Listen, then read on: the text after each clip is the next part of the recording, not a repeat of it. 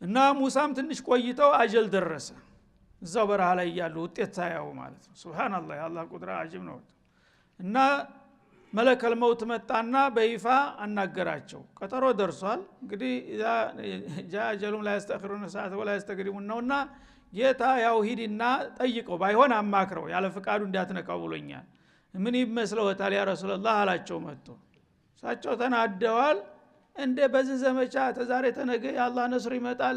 ሊልቀዳጃለሁ ይያልኩ ስጠብቅ ደግሞ አንተ የጥላት ተባባሪ ሆነ እኔ ልትወስድ ትመጣለህ እንዴ ብለው በጥፍ ሰጡት ማለት ነው ለመጀመሪያ ጊዜ መለከል መውትን ያቀመሰ ጎበዝ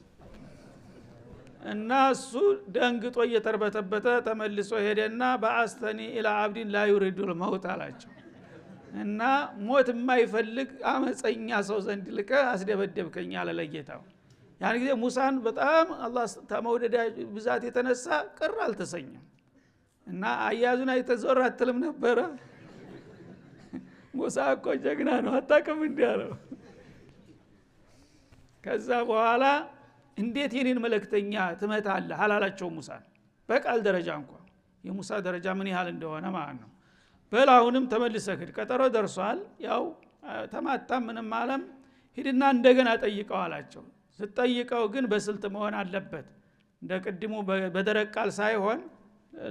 ቀለል አድርገህ ያ ረሱላህ ፍቃዴው ከሆነ ጌታ ጊዜው ደርሷል ይላል ምን ይመስለውታል ብለህ ጠይቅ ከዛ ደግሞ በተጨማሪ እጀውን በሬ ጀርባ ላይ እንደዚህ ጣሉ መዳፈወት ብሏል ጌታ ከዛ ህይወት እድሜ መጨመር ከፈለጉ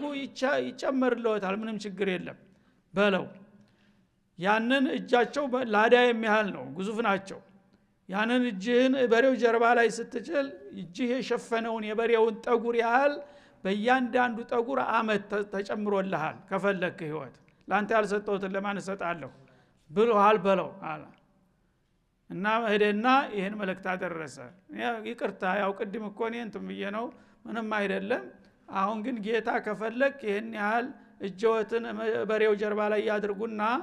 ጣቶ እጆ የሸፈነውን የበሬውን ጠጉር አንድ ጠጉር ለያንዳንድ አመት ይሆናል እስካሁን በቀጥታ ይኖሩ ነበር ሙሳያን ቢቀበሉ ኑሮ ማለት ነው ግን አላህ አልሻም በዘዴ ነው እንጂ እንደማያረጉት ያውቃል የዱንያ ፍላጎት የላቸውም የአላህ ረሱሎች ያችን ተልኳቸው እንዲላቸውን ማየት ነበር የሚፈልጉት ማለት ነው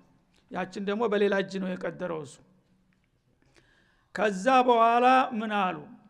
ይሽ ይሄንን በእጄ በመዳፍ ሙሉ የሸፈኩትን የበሬ ጠጉር የሚያህል አመታት ከጨመረልኝ ያስ ያልቅስ ምን ሊሆን ነው አሉ ثم الموت يا رسول الله لما كل نفس ذائقة الموت ለምን ዴታ አላህ በቀርም ይቀራል እንዴ ኢዘን فليكن الان አሉ በቃ የማይቀር ነገር ከሆነ ለምንድን ነው እንትን ማለት አሁን ያድርገው በቃ ፈቅጃለሁኝ ብለው ተስማሙ ማለት ነው እንግዲህ ሙሳን የሚያል ሰው በበረሃ እንደወጡ ቀሩ ማለት ነው ከዛ ሞቱ ደግነቱ አላማቸው አልሞተም አንድ ሰው ሞተ ወደቀ የሚባለው አላማው ከወደቀ ነው ሱ አጀሉ ደርሷል የሚችለውን አድርጎ ከሄደ የሚቀጥለው ትውልድ የሚቀጥለው ከሆነ አላማ የሚሞት ከሆነ ሙታ አላማ የሚቀጥል ከሆነ ግን ብትሞትም አልሞትክም እና የቅርብ ተማሪያቸው ነበር ያ ሱረቱል ከህፍ ላይ ቂሷውን የሚያነሳው ወይት ቃለ ሙሳ ሊፈታህ የሚለው ወጣት ጎበዝ ነበር ዩሻዕ ኢብኑ ኑን የሚባል እሱን ላከ በግራቸው አላህ Subhanahu Wa Ta'ala ራሳቸው አንከባከው ያሳደጉት በጣም የሚወዱት ልጅ ነበር እሱን ላከና ይሄ እንደገና አዲሱን ትኩሱን ኃይል አስተባብሮ ወጣቱ ዘመቻው እንዲቀጥል አደረገ በዚህ ልጅ ያው ዲሉ ተበሰረ ቤተል መቅደስ ተከፈተ ማለት ነው ይሄን ሁሉ እንግዲህ ያደረገላችሁ ማን ነው እያለ ይጠይቃል አላህ Subhanahu Wa Ta'ala